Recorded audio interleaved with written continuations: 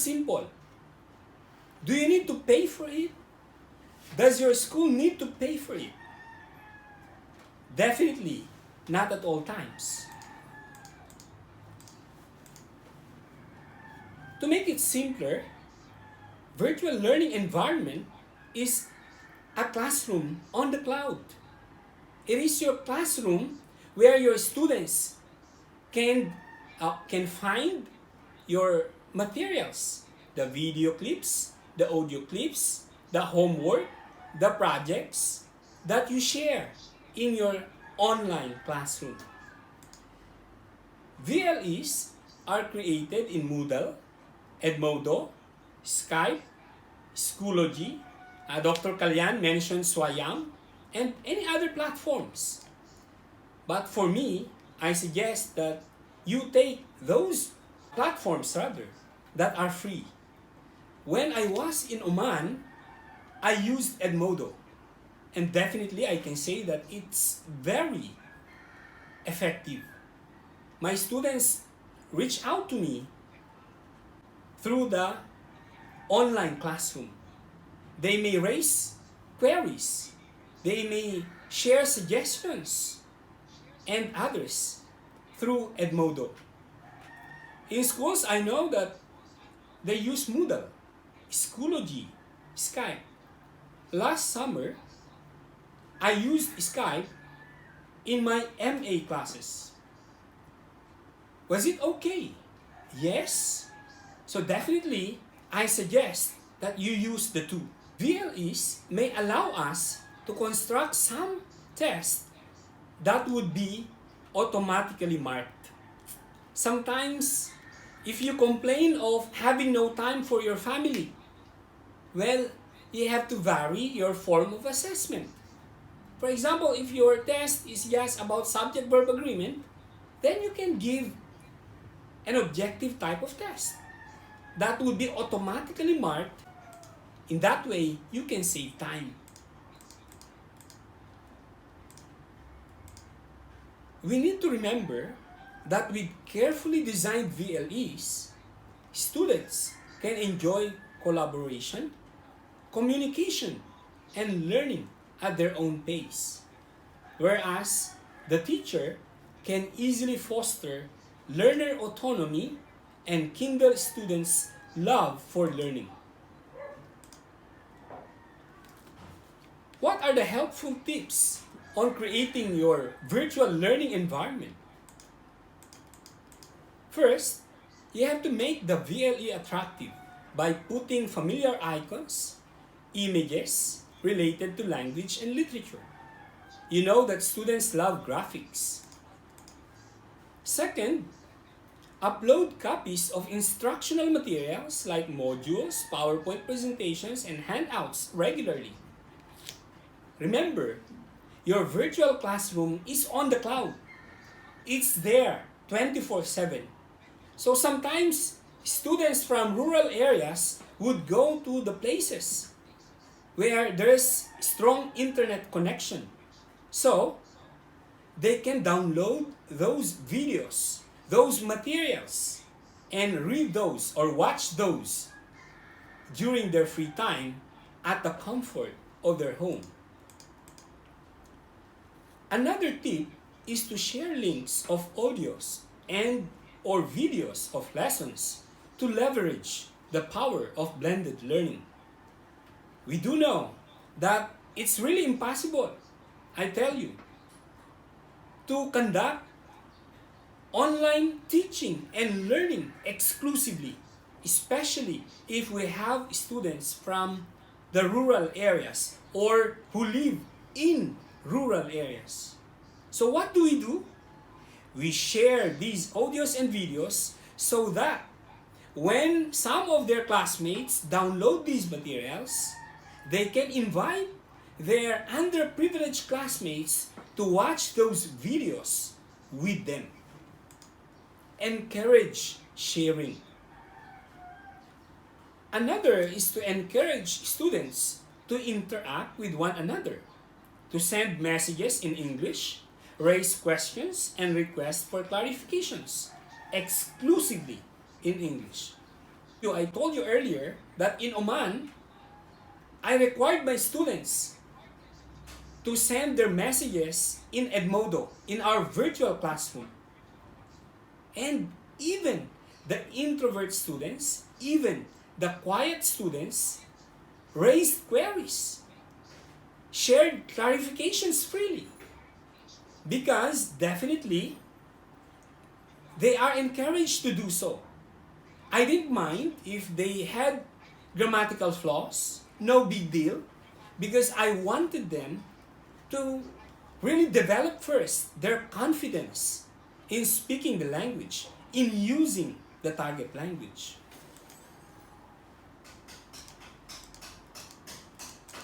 Another is to conduct alternative forms of assessment like portfolio and poem recitation. For example, in one of our classes, when I was in college, I remember with Ma'am Loida Calonia of Cagayan State University, she introduced portfolio to us. And until now, I still have the portfolio and I still enjoy looking at the portfolio where we wrote short stories, poems, reaction papers, bio poems, essays, and many others, even advertisements. Well, I enjoyed the process. I enjoyed the journey. It's not a matter of focusing on the product. It's also a matter of enjoying the activity, the process. Another tip for creating virtual learning environments is to remind students of their homework or project and follow these up when you visit your virtual classroom. In your classes, definitely, you can remind them, right? During your on-site classes. But right now, in the new normal, we are encouraged not to go to school. We are encouraged to conduct online classes. So, how do you remind them of their obligations as students? Well, it's so easy. Remind them through your post on your virtual classroom. Another tip is to encourage students to turn in or submit their work on time.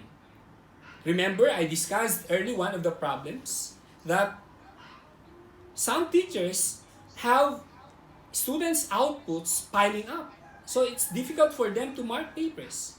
So as teachers, you have to develop the culture of prompt submission in your classes. Encourage your students to submit their work on time. However, do not chastise your students. Do not punish your students from rural areas if they cannot submit their work on time. Just be compassionate. Commend students who actively participate in the VLEs. Always encourage them, fellow educators. Numerous researches have ascertained that positive motivation goes a long way in making learning and teaching English effective. Another tip is to let students revise and resubmit their homework or project if they have submitted outputs of poor quality. Do not just accept, rather, outputs from students that are not of quality. Encourage them to revise. Encourage them to enjoy the process, especially for essays. You do know, you can sense if your students did not draft, revise, and refine their essays. So if you sense that their essay is haphazardly written, then remind them tactfully to revise, to refine their essay. Third to the last tip, conduct online polls to let students feel that their opinion and insights are taken into consideration. You know, you have to vary your way of interacting with your students. Creating online polls would, of course, give variety to your collaboration, interaction, communication in your classes. For example, if you ask them to, say, interpret a poem, you can give a poll asking them what do they prefer. Dance interpretation, A. B, yeah, song interpretation. C, sketches, yeah, of their understanding of the poem. And D, yeah, pantomime of their understanding of the poem. Or dramatization would be E, and so on. It's up to you. Another tip is to let students do some collaborative homework or group projects. I mentioned earlier the recording of video calls. That's one example. The last tip is to encourage students to share great quotes, informative articles, or links to awesome YouTube videos related to their lessons. We encourage collaboration, right? As we do so, we have to encourage our students to share what they have. Sometimes they encounter a YouTube video about your topic, say in literature. For example, The Road Not Taken. Maybe they are inspired by that video. And so, let them share the video so that their classmates would be inspired as well. So, just a caveat for all of us. Whether you have created your VLEs to promote learner independence or to effectively reach out to your language and literature students, you certainly need to go the extra mile. If you're not passionate, if you're not committed, if you're not diligent, creating VLEs is not for you. You do need to go the extra mile. You share your time, my friend. We have to remember that making our VLEs engaging would help us to inspire in our students a genuine love for learning.